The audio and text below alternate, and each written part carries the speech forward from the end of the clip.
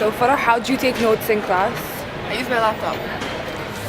I usually try not to use my laptop because I get too distracted, but I think, yeah, most of the time I do use my laptop. On a laptop. Usually on the laptop. When I take notes in class, when that happens, it's notebook.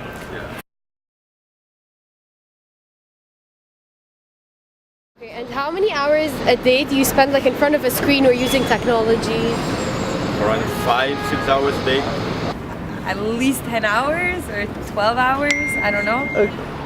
All the time actually, because the notes are actually useless, so I have to study from the books, and normally I don't keep the paper versions. I use it on my laptop. Pretty maybe 10% is really low. I'd have to say, if I have to be honest, like probably take like 5 hours at least.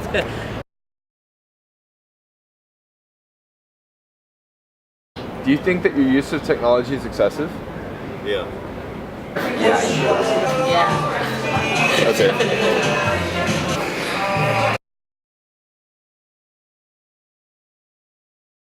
Okay, so research conducted has shown many relationships between technology use and the lives of university students today. Research done by the Faculty of Computing in the University of Technology in Malaysia concluded that social media facilitates the academic experience of the majority of university students, but there is a definite need for control and management. A study performed on internet addiction among students showed that 18.3% of the sample under study were considered to be pathological internet users whose excessive use of the internet was causing academic, social, and interpersonal problems. So based on these findings, we are directing our intervention to university students and universities in general as responsible educational institutions. So in light of this, our educational intervention targeted at helping students regulate and monitor their excessive internet and technology use is highly urgent. Students today must be aware of their technology consumption and must in turn be self-aware. The need for self-regulation is evident, and it is not only up to students to monitor their technology use, but also it is the role of educational institutions and universities to encourage less technology use. Some tips that students can follow in order to minimize their technology dependency include downloading an app called Stay on Task, which can be very effective when students are studying or when they're trying to stay on task and not get distracted. Or keep a written schedule or a log to track the hours, how many hours they spend a day on technology or on any device. So schools need to help students reduce their technology use by designing curriculum and assigning homework that is manageable without technology.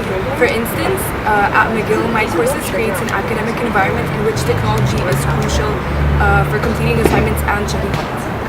Another way to motivate students to be less attached to their technology is to advertise the harmful effects of excessive use through media, posters throughout campus, PSAs, and emails. So students will develop skills that are not developed when using technology due to cognitive offloading. On top of that, it could increase in-class participation as well as in-class efficiency due to the elimination of technology as a disrupting factor in the classroom. Schools can benefit from the decreased usage of technology because it would force interactions between colleagues and students to be in person, therefore creating a more tight-knit environment and community. And although decreasing technology in an academic setting is beneficial in many ways, it is not without some cons. So for example, like access to lectures outside of class or access to scholarly information on the internet is diminished. Therefore limiting the student's scope to whatever he or she is taught in school. Thank you. Thank you. Okay.